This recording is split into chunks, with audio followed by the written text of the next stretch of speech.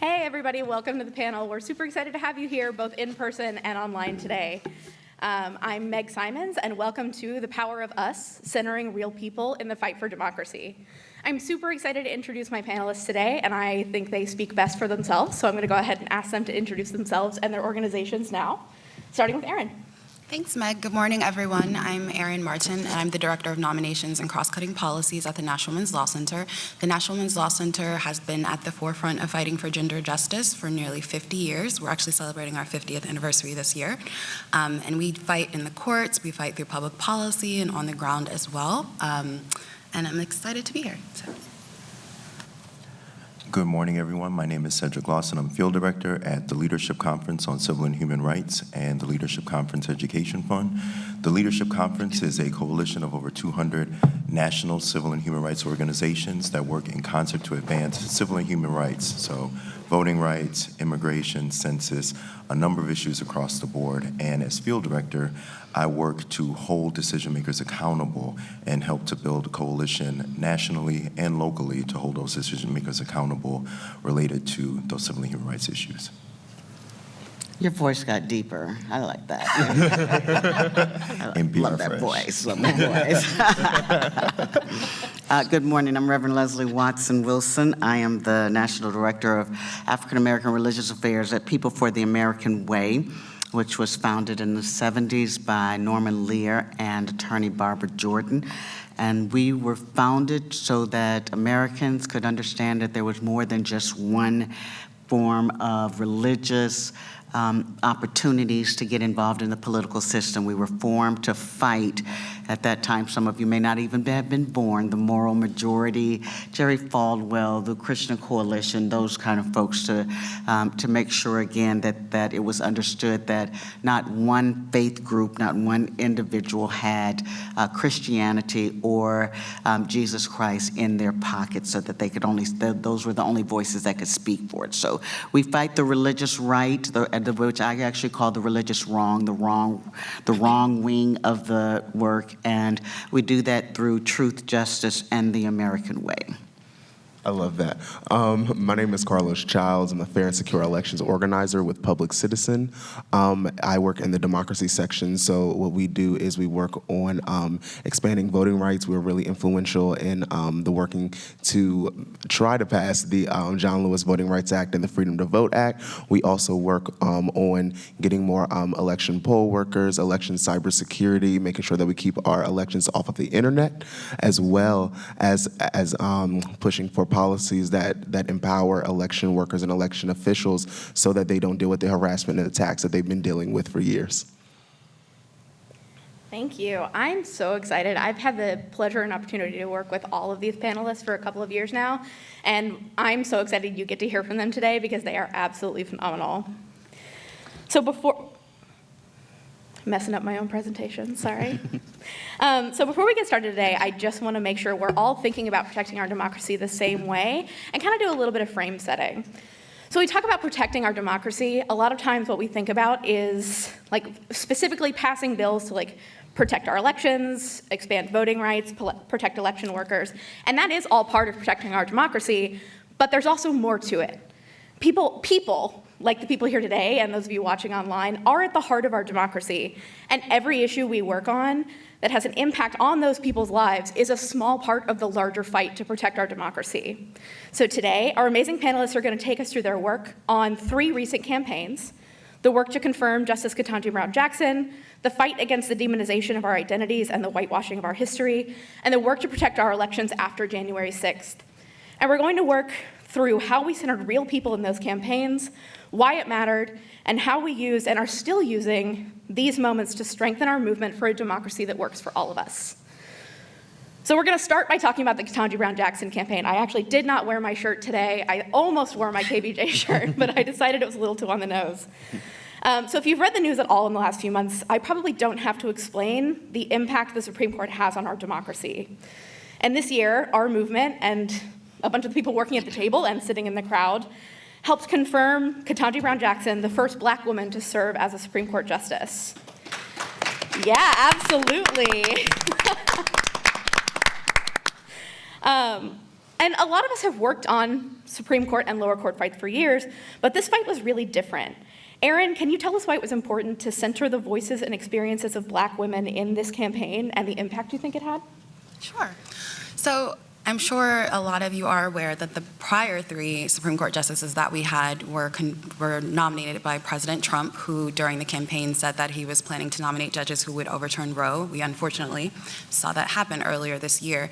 So I think when Justice Jackson, well now Justice Jackson, was nominated, it was just such a unique opportunity for us, and it was a time when we thought of it as not being a fight. So for the prior 3 Supreme Court justices, it was definitely, we were fighting hard to try to prevent them from being confirmed, in our efforts with engaging the public and our efforts in terms of like lobbying as well. But with Justice Jackson, she's a public defender. She represents the ideals that we want to see for judges serving on the federal court.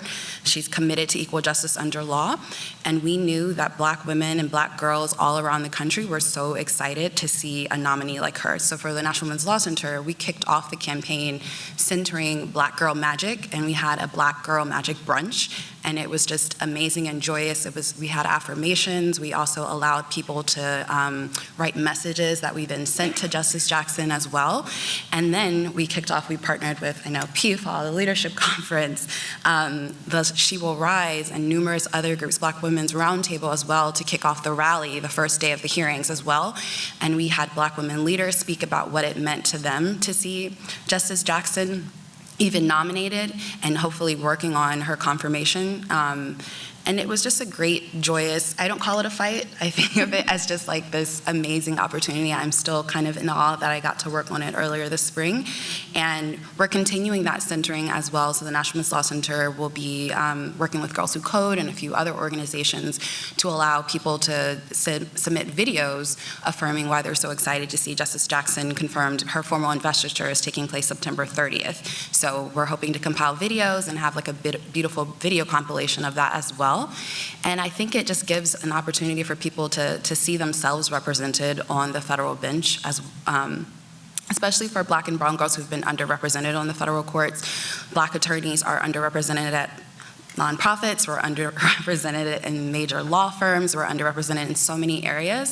So to see Justice Jackson on the Supreme Court is really remarkable, and I definitely think it makes a big impact in terms of who can see themselves pursuing judgeships on the federal bench and just pursuing different career paths as well, because traditionally we've seen people who think that you have to work in the private sector before you can be nominated, and I think with Justice Jackson, serving as a public defender for all those years, serving on the Sentencing Commission, it opened a new path and just shined a new light for ways that Black women and girls and other people across the country can pursue serving on the federal bench and Supreme Court.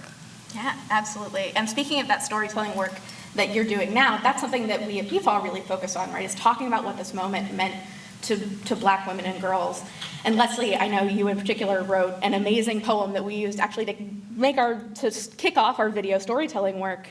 And can you talk about why this storytelling work was integral to the work you did with community leaders, like members of our African American Ministers Association, to organize their congregations and constituencies around getting Justice Jackson confirmed, and like what her confirmation meant to our democracy?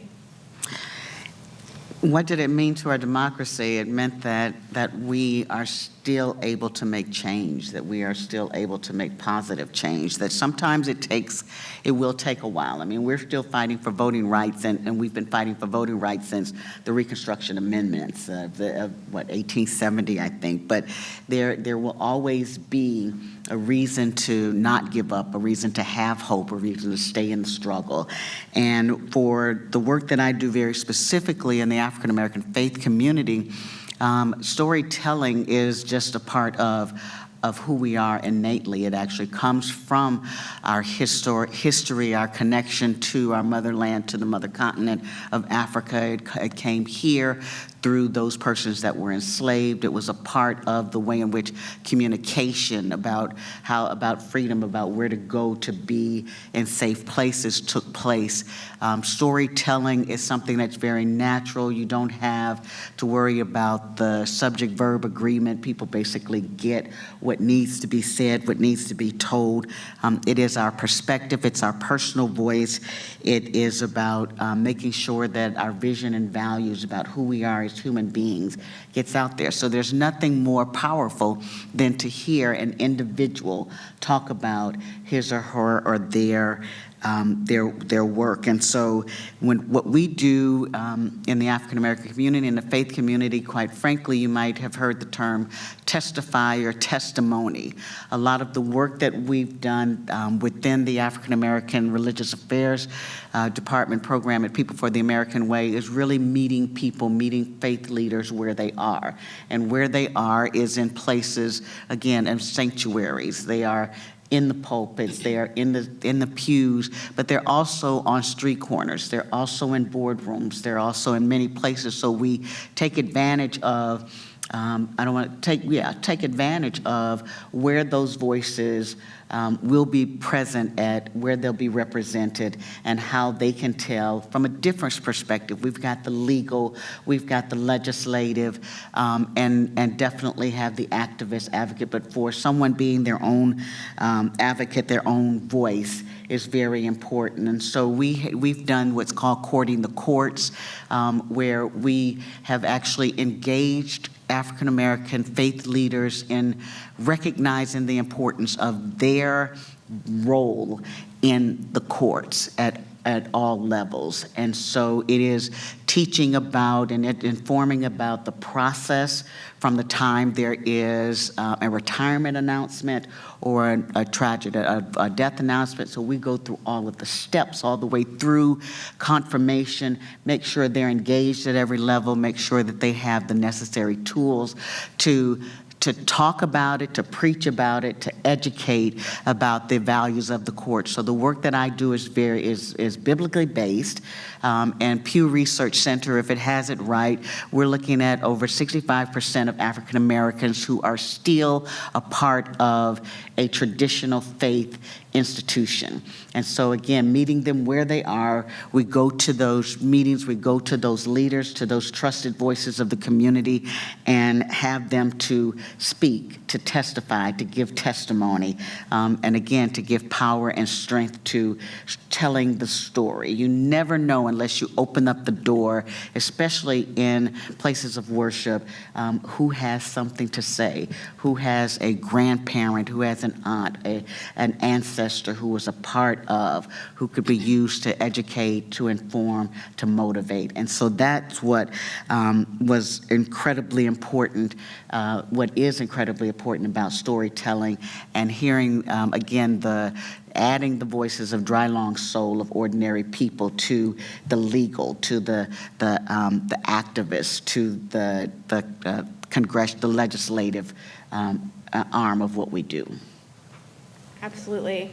And speaking of meeting people where we're at, Cedric, you, Leslie, and our colleagues from AFJ, who I'm excited to say are here today, were integral to organizing the field operations around Justice Jackson's nomination. But you've also been a leading organizer in the movement for fair courts for years. Around both the lower courts and the Supreme Court fights, you get people at every step of their organizing journey, from ordinary people, like Leslie said, to activists, to legal experts, into this work. So can you talk about how you structure your kind of outreach to meet organizers and organizations where they're at in their journey and make this work accessible for everyone? Absolutely. So where we start is we have an awareness of how esoteric or how arcane this issue is. This isn't something that people, are inherently excited about. So we understand what it means to, as Leslie said, meet people where they're at and understand how the issues that they care about are impacted by the federal judiciary, because every issue that we care about is impacted by the federal judiciary. I won't even name them because, you can open the paper at some point and see, it says, a federal judge ruled. I'm in the business now of looking up that federal judge to find out who nominated them, when were they confirmed, to have an understanding of the time period in which they came to the bench. But taking a step back and understanding how we can meet people where they are based on the issues that they care about. And from that point, really thinking through the different levels at which we can meet people where they are. So everybody has their role. I think about this often in the sense that while we have a role as organizers for voting rights, for example, we all organize on voting rights on this panel, that's our role. There may be another role for someone to stand in line for 8 hours in the rain. That's their role. Everybody is taking on their role in protecting and preserving this democracy. And we understand that what that may mean is we're meeting people where they are on this panel, you all in the audience, or virtually. But then also we may be meeting folks in church basements or in community centers. We may be meeting people in rooms where coalition meetings are happening. So we think about the different levels at which we're meeting people where they are, but then from that point start to think strategically about how we can hold decision makers accountable related to the federal judiciary. So for the KBJ campaign, we had an understanding that this was a nationwide campaign. But how could we get people involved at each step of the way? So we're thinking about, of course, what does it take to hold the majority leader accountable? That's your New Yorkers. What does it mean to get the SJC senators, constituents involved? What's the SJC? The Senate Judiciary Committee. Senate Judiciary, okay. Thank you. People from DC use acronyms. I love explanatory comedy. OMG. So what does it mean to take every opportunity to get people involved even a little bit more when we can? Because of course, people are going to be calling Senator Manchin's office and Senator Sinema, who have been actually really great on federal judges at this point, confirming those judges. The majority has been in lockstep for the most part, if not all the way, yay. But then also, of course, holding accountable Senators Murkowski, Collins, Graham to the degree that we can for the lower courts and others. So we're thinking strategically across the board, of course, for the KPJ campaign. We're thinking about how we can engage everyone to hold their senators accountable. But then what does it mean to also think strategically about engaging different people in different states? Because I'll say this, and Keith knows this as well as in the audience, we get a lot of calls from folks in Chicago, New York, LA, what can we do? And it's just like, oh, okay, great. Now we have something for them to get involved in, considering where their senators are at in the Senate. But then also we're strategically thinking about what does it mean to engage underrepresented communities at every step of the way. So my colleague Anisha Singh, who has been in this work for a long time, she and I had convened young advocates of color in the Washington, D.C. area regarding the importance of the federal judiciary. So that was in about 2018. So when we had Supreme Court nomination and confirmation campaigns, it was in opposition during that time, we were able to call people right away to get them involved, considering different days of action to get people involved. So, of course, different activities that we would engage in for any campaign, but we're thinking about how to meet people where they're at in the moment to make this very real. And I'll close by saying this. We're in a moment now, considering the Dobbs decision, where people are fired up. We have been waiting for years for this moment, and we are prepared.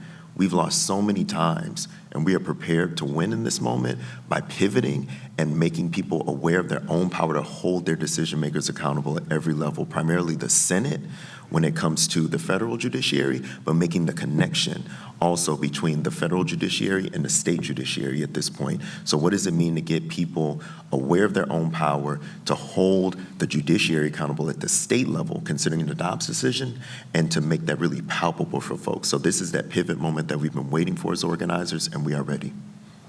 Absolutely.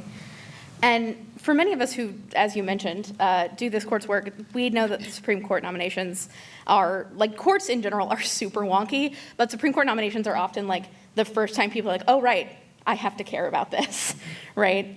And given the historic nature of Justice Jackson's nomination, it was clear that that would be doubly true. So Carlos, as an organizer, can you tell us about kind of the value of centering the experiences of real people when you're organizing around wonky topics like the Supreme Court? Yes, definitely. One thing I'm gonna do now is just like take off my public citizen hat, put more on like a political activist hellraiser hat that I normally wear outside of this. Generally, what the problem is that a lot of people see the Supreme Court as just something that, okay, we care about the nomination and we know that they affect us, but we don't really know in what way.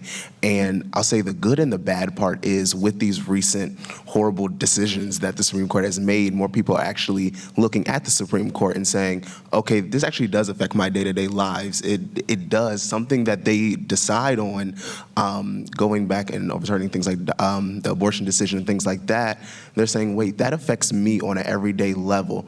And centering people, real stories, actually helps people get more involved.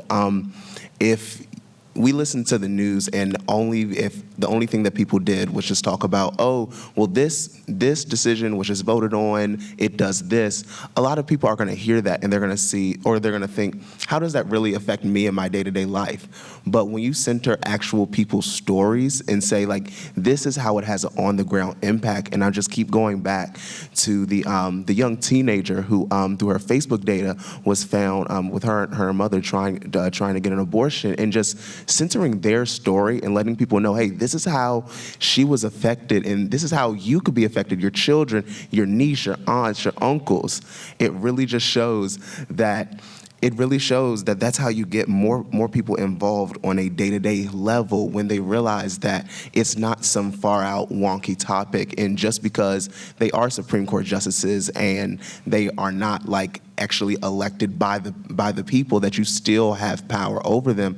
And I keep remembering what I was at a panel yesterday, and they said, yes, the Supreme Court, it works for the people, and we have to go back and centering that. We have to center our voices, what happens to us, how things affect us, especially with one Supreme Court justice who has talked about getting rid of gay marriage, who has talked about getting rid of a whole host of things that affect people on a day-to-day level, so that we can really use this as a galvanizing effort to not only get people involved in the fight to take back our rights that they strip away, but also have more people care about the Supreme Court in general. Make sure when people go out and they vote, they say, I'm voting for this person because I want to know, what kind of Supreme Court justice are you going to pin in? How are they going to affect my day-to-day lives? And get more people just overall involved in civic engagement as well. Yeah, and before I move us on to the next topic, I want to throw one more question out there, because one of the ways that we did this, I think, really successfully as a movement during the KBJ fight was really thinking about, this is going to be a moment where people who have never engaged in a Supreme Court fight might engage in the Supreme Court fight. And I want to give like a tactile example of like how we centered real people in that moment. We came together, the organizations at this table, organizations in the audience, and actually did a training specifically for people who were brand new to this moment, right? We put together a toolkit. We really walked people through every stage of like, from this is why it matters, to this is how to talk to your community, to like, this is how to call your senator, to like, this is how to write a letter to the editor. Like, everything was there, it was detailed. Can y'all talk about like how we did that work? And then like how we can apply the lessons we learned doing that to other campaigns moving forward?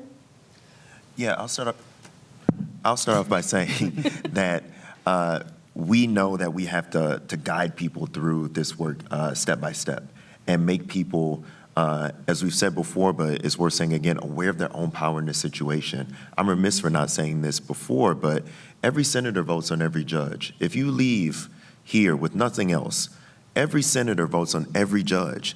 So your senator, if you are in a state and you are able to elect your senator through your vote, that senator has the opportunity to vote on every federal judge, 870 federal judgeships. So they are making those day-to-day decisions on everything that we care about via the judges that they pick. So we do the best that we can to make it bite-sized for people and to take every opportunity to think through how we can meet people where they're at in this moment. And I'll add to that. I think what a lot of people don't realize, just maybe because we've benefited so much from the Supreme Court decisions that occurred like in the 60s and earlier, is that the Supreme Court has basically guaranteed that we'll have equal protection under the law. And I think, especially for Black Americans, and I think what we've seen with Obergefell for LGBTQ Americans in terms of making gay marriage legal across the country, is it's very important to have equal protection under the law, no matter which state you're in. And we're seeing with Roe overturned, just all of the chaos that has arose from them overturning 50 years of precedent and just seeing all the different cases pop up in various states. And I think that's generally, that's why we have federal laws and the federal protections that through the Constitution.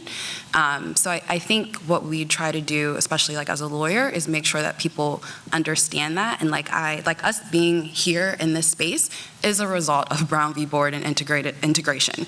And I think a lot of people don't realize that, like being able to go to, not thinking about which public school you're going to or thinking about which restaurant you can go to, those are protections that we have because of Supreme Court decisions.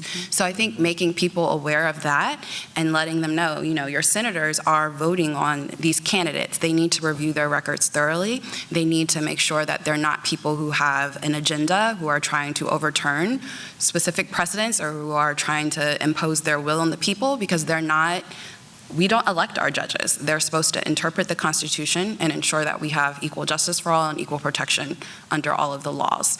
And I think just I try to educate people on that and try to engage them. And I think just kind of relating it to people's everyday lives as well works. But hopefully, hopefully with all of our work organizing and everything, we'll see, changes over the next few decades. But it is going to take time to see the changes, which I also try to explain to people when we engage with them too. But I think in terms of relating things to how quote unquote spoiled we've been by certain decisions of the Supreme Court generally works, I think a lot of people don't think about the impact of a lot of the Supreme Court's decisions on their lives. Yeah, something that I really, really appreciated about working in the coalition was, and this was also a part of lesson learned or an expansion of lessons learned from, if you're an organizer, and I've been doing organizing for 40 years, you never think that you know all the answers and that there's only one way that can do it, one size fits all. You really have to keep yourself open to learning, to exploring, to checking things out. And so testing our assumptions was something that was very important. And the value of having folks who looked at it was intergenerational, it was it spoke to the various issues that people were dealing with. So some folks, were in this fight just because of their issue, just because of how it was going to affect their day-to-day life. So looking at multiple strategies and tactics was very important.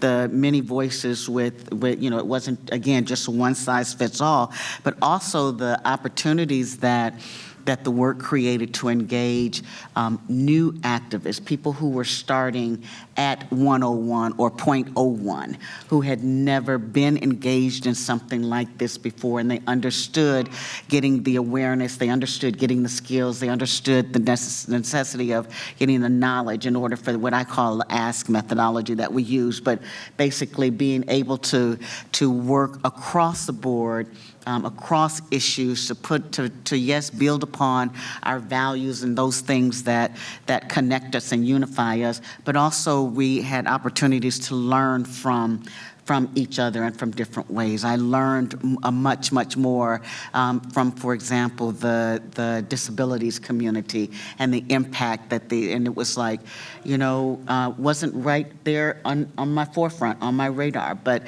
again, testing assumptions, making it intergenerational, making it multi-ethnic, multiracial, multi-tactic, and engaging those new voices was something that was really, really important. And being open to learning new things. The whole digital side of this work, as someone who recognizes you cannot substitute, there is no this or that.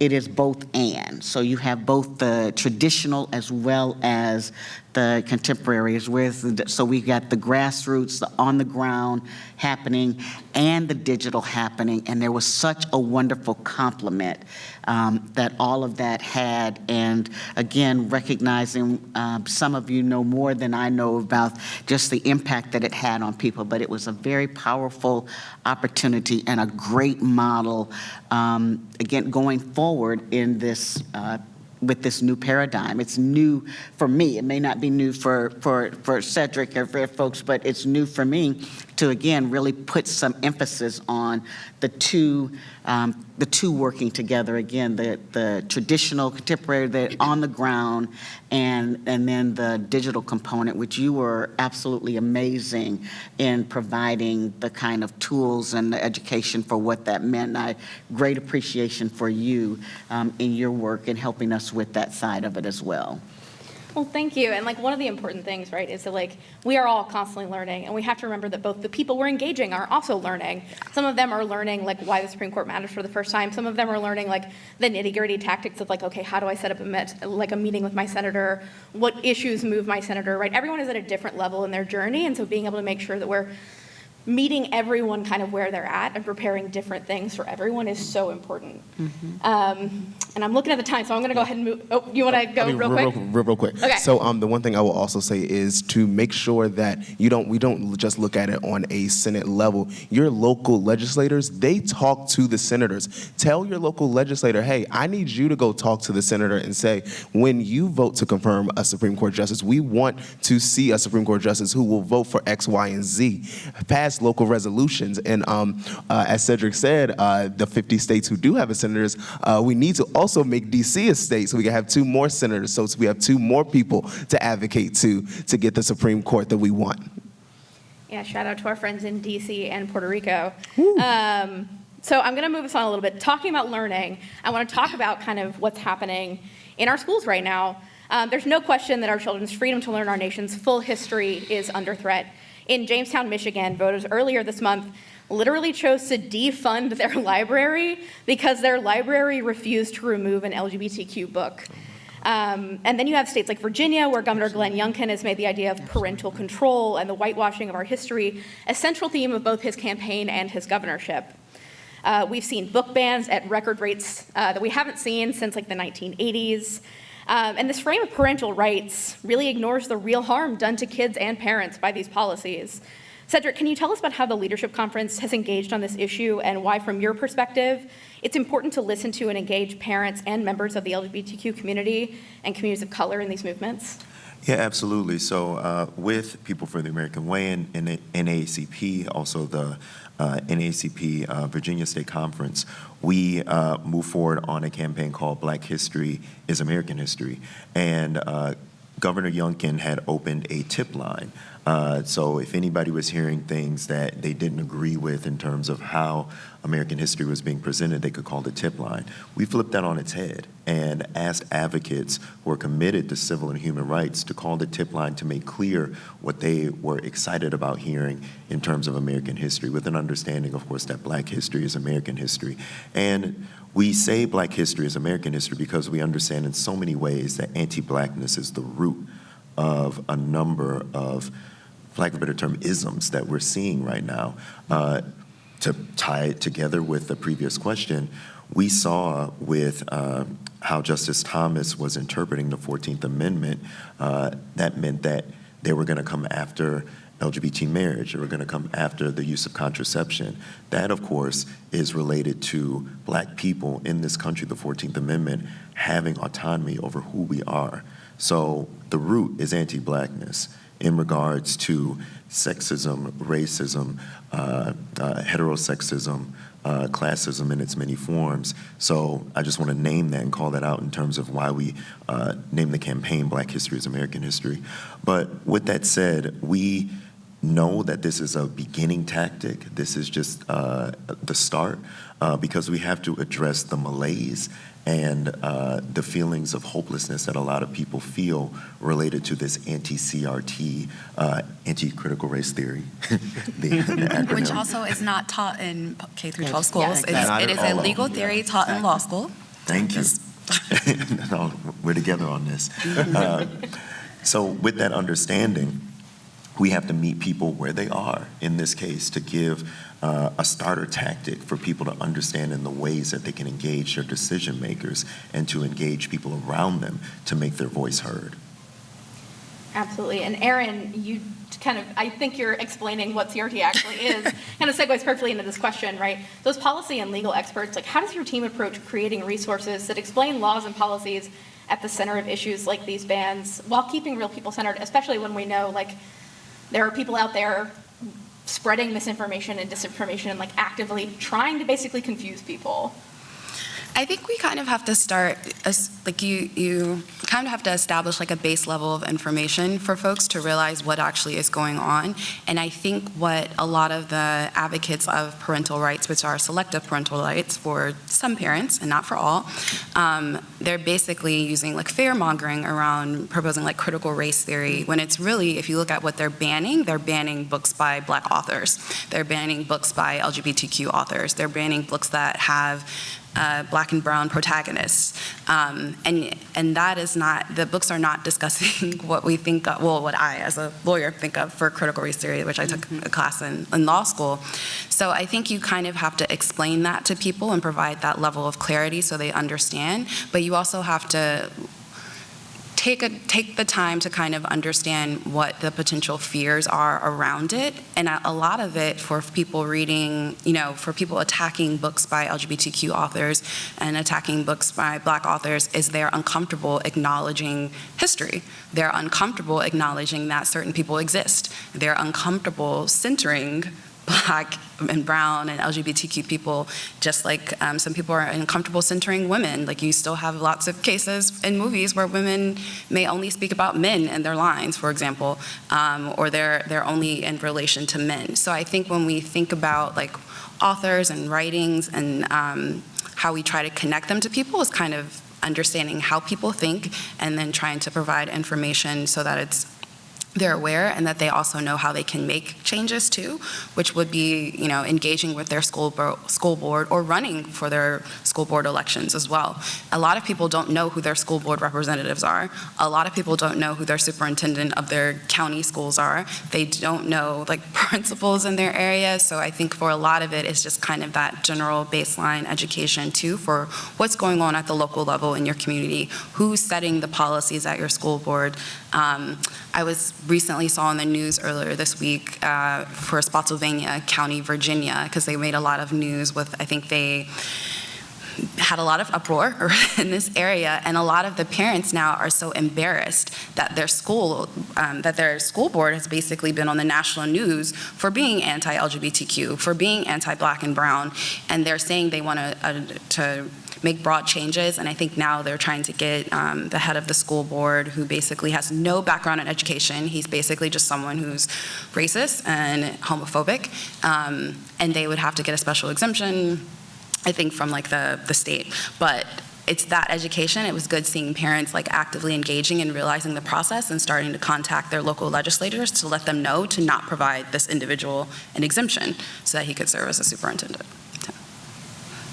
Yeah, and Leslie, you talked earlier about how I think you said 65% of African Americans still participate in a church, I think is the stat you gave earlier.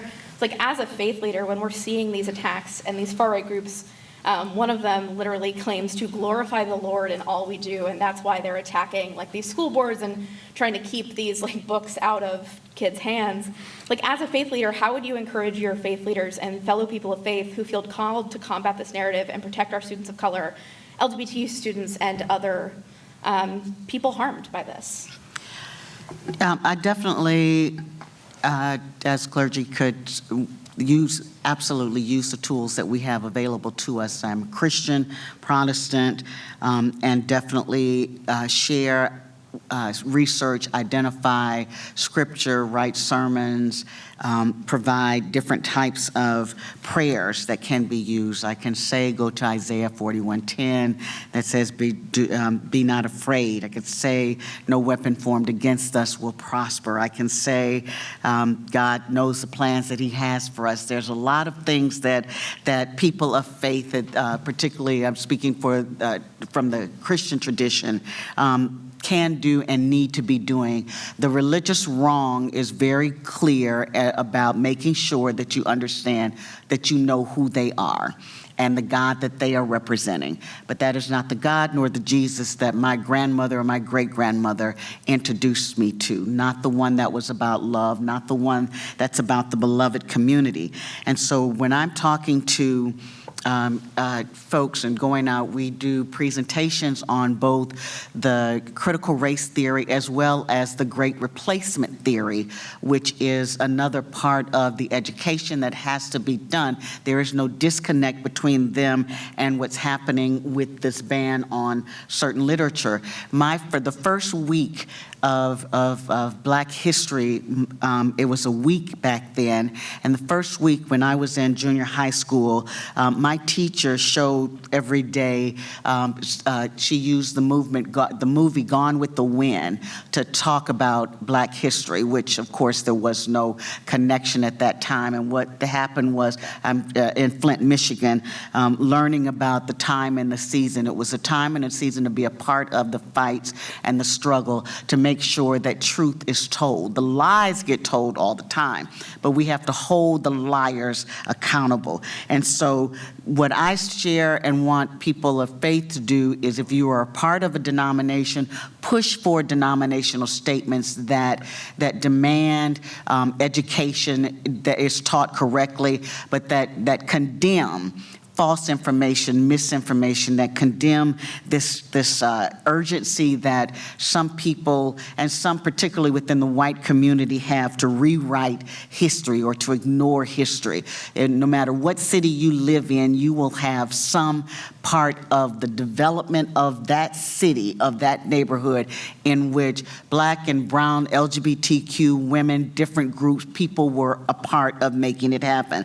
So pushing for statements, refuse to be silent, because silence is a weapon for them. Refuse to be silent and intimidated by them. You don't have to have a PhD in theology in order to just know what your God says to you, what he, she, however you identify God, speaks to you about what is right and what is wrong.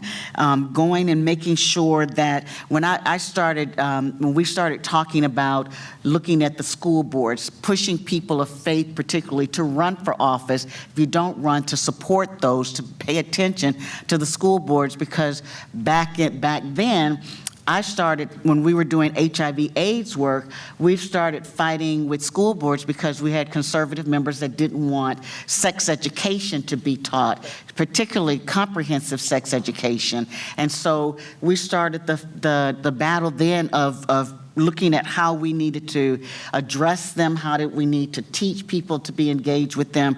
So what I say is to be encouraged, recognize there's a time and a season for everything, and we're just in that season where it's time for us to raise our voices, to be just as loud, just as strong, and just as proud of who we are as people of faith who believe in correct and right history, who believe if you want to talk about the Confederate flag and the value that it has on your side, then I have the right to talk about the Confederate flag and the damning and the harm that it does for me on my side in my community. And so again, an all-inclusive strategy always, but the words that you said earlier about encouraging, stay encouraged, be encouraged, talk, teach, push faith leaders, push those persons that you attend a worship service, whether it's virtual or in person now, to start talking about educating and informing on these issues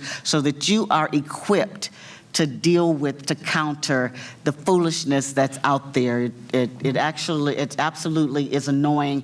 The ground that they have, they may have more money than we have, but we have more voices.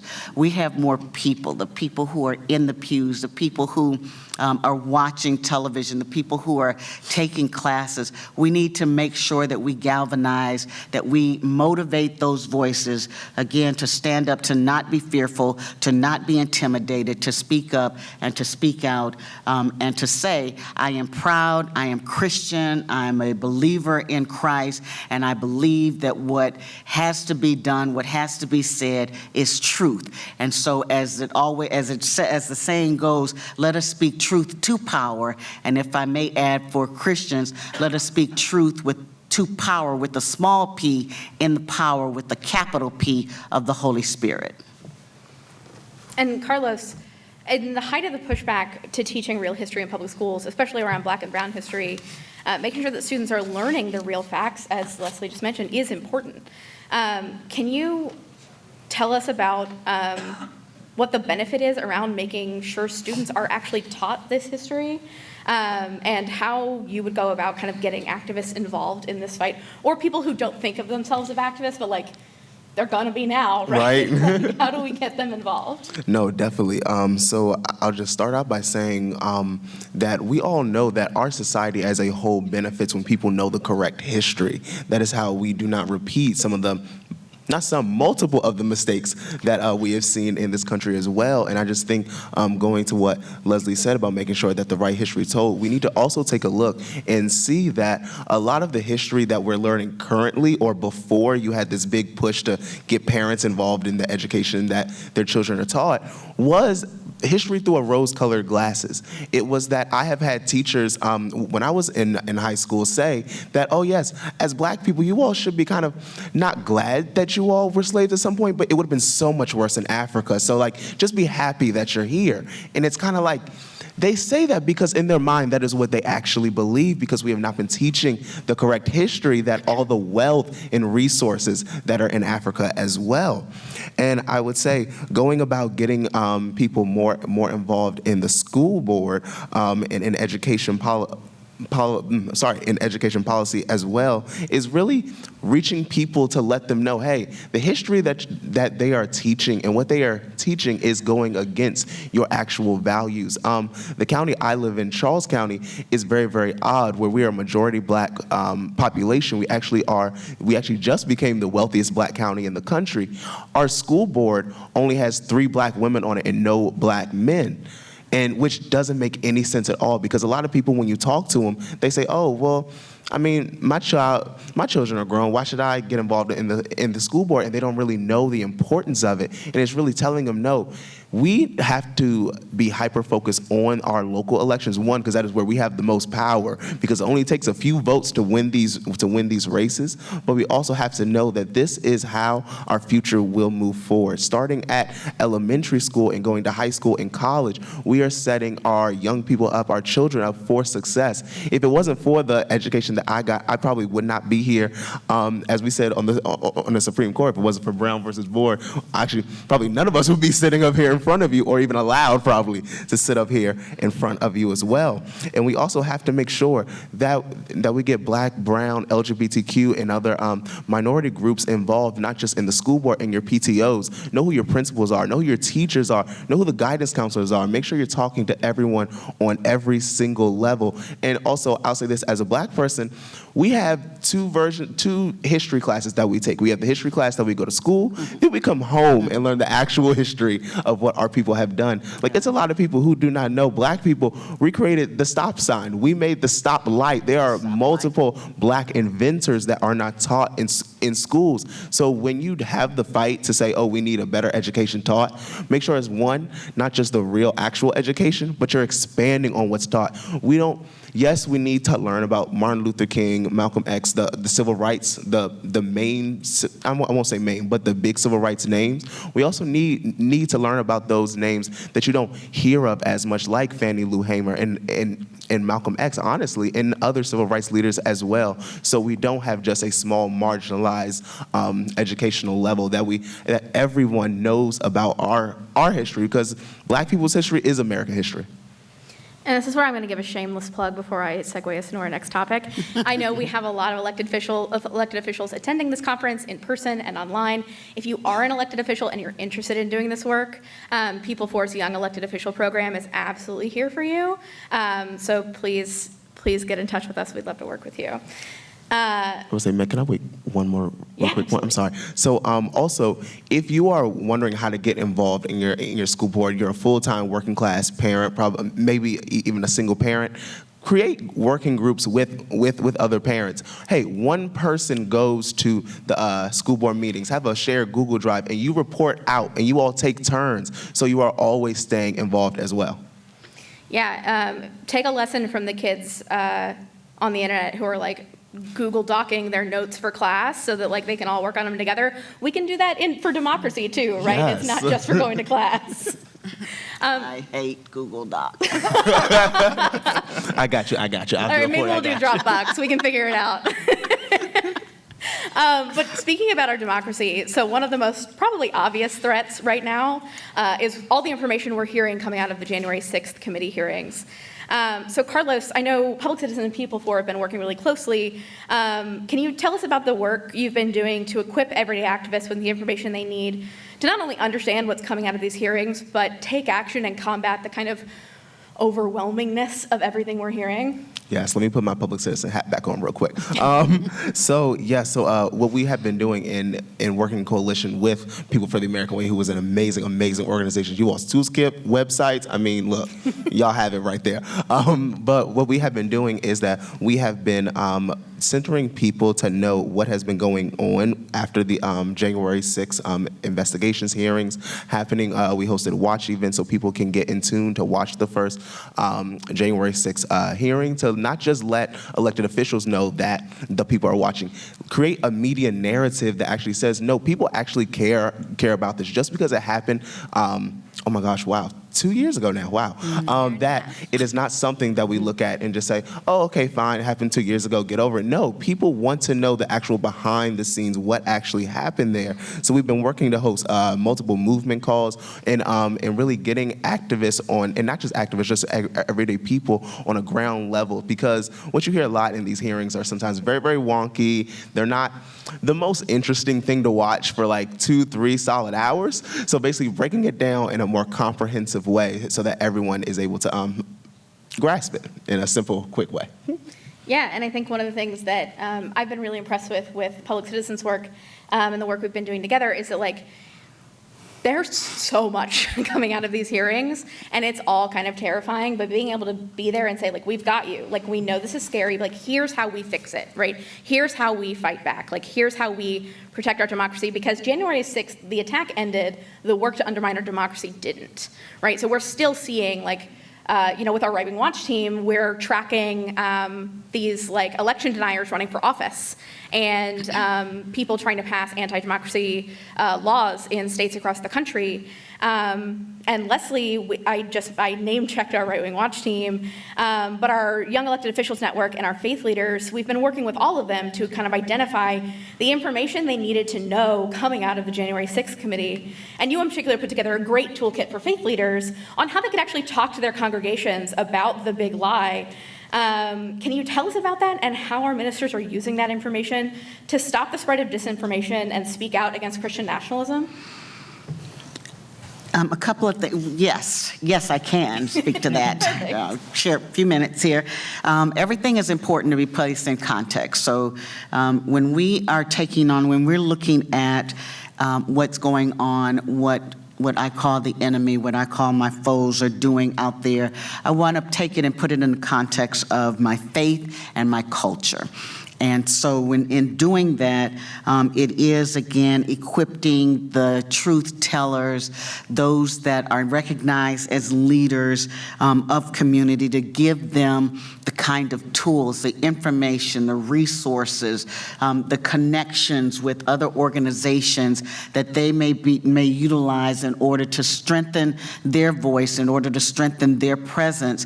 Again, because we're not just available for the prayer at the rally, we're not, or at the steps on the Supreme Court, but we actually have a constituency that listens to us at least twice a week, and it is an opportunity to take advantage of that and giving the methodology that we use is we take public policy and information to the pulpit. The pulpit informs takes it to the pew then takes it to that 12% of the African American community that is not aligned with any faith, any traditional faith entity, and then they take it to the streets. They talk to each other. They put it in whatever context they need to in the cultural. But we've got to recognize that what we saw with January 6th. January 6th was actually a Christian holiday. It was we were still celebrating Christmas. Many people don't recognize that, but it was still a part of the Christmas celebration that goes on. So we needed to first capture that, take it back. January 6th for us would not be known as the day that some idiots went out there and tried to say that democracy is only for a few and not for the many. But it was a day of celebration. It was a day of recognizing ourselves as Christians and the role of our Lord and Savior. So we had to take that back, first of all, that date and what that date meant. And secondly, what they needed to do, what they're doing, I should say, is again looking at where in the Bible, where in day-to-day and in some of the current movements, we see the connections with, again, the overthrow, the type of not overthrow, but the minimizing, diminishing of rights of people, especially rights that have been hard fought. We do comparative government and see what's happening in other places. Look at other faith traditions and how they address some of the uprisings, some of the tensions that have been caused in their community. We take a look at basically, again, we do the teaching, we do the preaching, we do the speaking about this, and not afraid to talk about January 6th, not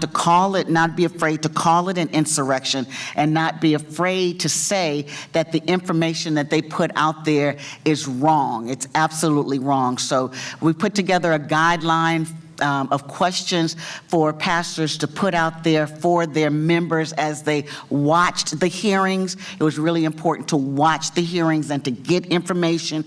We put together a list of books to read about nationalism. The Politics of Jesus is one book I would recommend. The Politics of Jesus and Christians Against Christianity by Aubrey Hendricks. Those two books, if you want to have an understanding about Christian nationalism and the threat to democracy, pick up those books and have it as part of your toolkit. But the most important thing, again, was to show examples of how we could teach about this disinformation, teach about the insurrection, teach about the attempts, but put it in the context of what it means as people of faith and have it preached. We had a model sermon that was added to the toolkit. Again, we have scripture that's added. We do what we have to do to equip our faith leaders who, again, have an audience that they are speaking to on a minimum of twice a week, even virtually now. Virtually during the pandemic, we're still in the pandemic, but we have to equip them, give them what they need, taking the public policy, taking it to the pulpit sends it to the pew, informs and educates them. The pew then goes to the kitchen table, they go to the family reunions, they go where they're going, and they take that information and inform others about it so that the most important thing is that they're going, when it's time for us to vote, they don't forget about January 6th and the attempt that was made there, and so they're motivated, they're educated, motivated, and they're voting. But it's the simple strategy of, again, raising awareness, raising its communication skills and the knowledge about what was wrong with what happened, what they say, what we say, and making sure people have the necessary tools to provide the correct information and education. Absolutely. And so I'm recognizing we only have a couple minutes left, so I want to do a couple of housekeeping things. One, for those of you watching online or who are here and since we only have 2 minutes, might not get a chance to have your questions answered, tweet those questions at us at @people4, and I will get them to our panelists and get you an answer on social media, since we are out of time and don't have a way to see the questions from the people who are watching online. And two, before we sign off and before we do questions, can we go through and give kind of what is your key takeaway you want people to leave with today? And I started with Erin last time, so let's start with Carlos. Yeah, thank you. My key takeaway here tonight is get involved, no matter what you do. And I'm going to kind of butcher this quote by Frederick Douglass, is that the government power, however you see it, it does not concede without the people getting involved. We are the center of our own democracy. Laws are not going to change unless we get involved. Things are not going to happen unless activists on a day-to-day, everyday level, not just activists, working class people get up and say, I'm tired. I'm tired of people who are elected telling us how our lives are going to run as if we have no say in it. Genesis 50:20 says that what man intends for harm, God intends for good. So all this legislation, all this misinformation, all of this, let's take this and use what we have available to us and make it for good. Be the Christian activist, the Christian organizer, the Christian legislator. Be the person who's not afraid to stand up and to speak out and say, I am a Christian voter and I am voting for what is right. I am voting to replace what is wrong. I am voting to be the power that I need to be. And lastly, let me say that as a Christian, it is important, again, with the fight with the Christian wrong, the religious wrong, all of the wrongs that are out there, that we make sure that we stay encouraged, because all things work together for good. One of the founders of the Leadership Conference, A. Philip Randolph, said that at the banquet table of nature, there are no reserved seats. You get what you can take and you keep what you can hold. If you can't take anything, you won't get anything. If you can't hold anything, you won't keep anything. You can't keep anything without organization. So if you're not part of an organization, a constituency-based organization that's working to preserve civil and human rights, working to preserve this democracy, get involved. If you are, make yourself aware of the power that you have within that organization and within this democracy.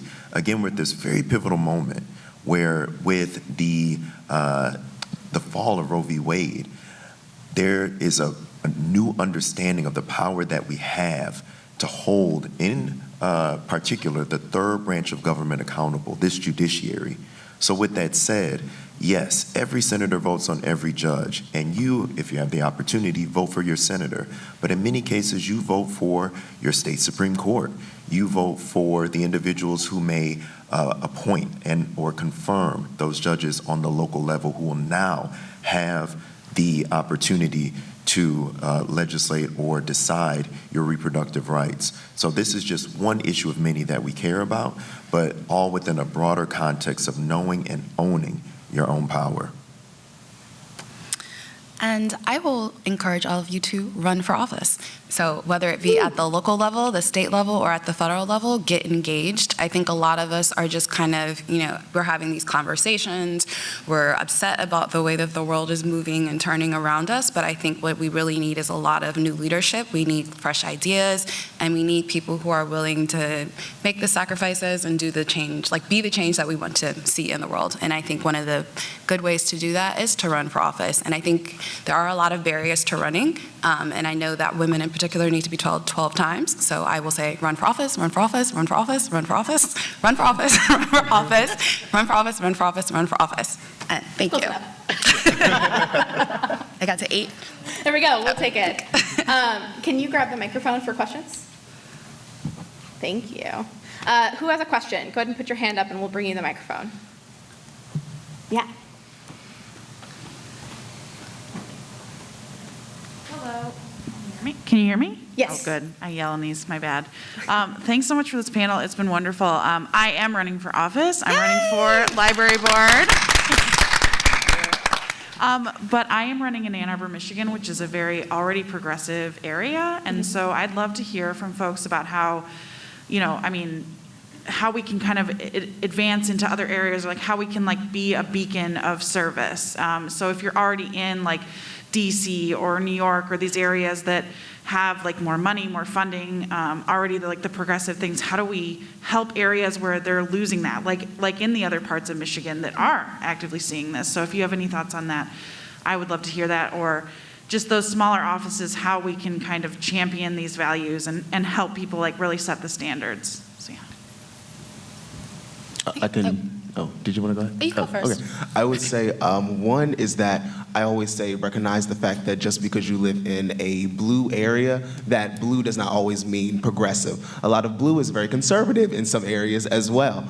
And I would also say get in the know on how, on a local level, you can affect change. And then when you go knocking doors, because I'm a firm believer, you knock every single door in your district, you tell people how you can make that change, how you specifically are able to use your office for the good of the actual people. And you recognize that, hey, I know we're a blue area in Michigan, but just because we are blue, if you're not seeing the actual change and you're living the actual life that you want to see from your government, that now is the time to elect someone who will actually do that for you and not just represent you, but actually represent you and your ideals and your constituency and the issues that you all go through on a day-to-day basis. Yeah, and I think if I can jump in here as a Texan, right, we've seen this in the opposite direction in Texas, and I think the answer is kind of be the trail forger, right? Because what we've seen in Texas is that, like, they kind of, the far right likes to use Texas as like a test balloon, right? Can we figure this out? Can we make this work? And they kind of pull their movement in that direction, right? And so I think we have the power to do the same thing in these blue areas, where we make the change we want to see and show other people, tell the story, as we talked about storytelling today, that it's possible and that we can do this, and be the beacon of hope, like you said. I would add to that, I think opening lines of communication is very effective, especially helping and connecting to folks that are in more moderate areas. I'm from Maryland, which is, I think, like 90% Democrat. Ooh, shout but we out have Maryland. also, I'm sorry? Shout out Maryland. Yes, Maryland. But like we have a Republican governor who won re-election, and we've had Republican governors before. So I consider Maryland as like a moderate blue state for the most part. But I think you have to be comfortable having those conversations and recognizing where you have disagreements, the bounds of the disagreement too. Obviously, if someone is denying your humanity, then that's not someone you need to continue a conversation with.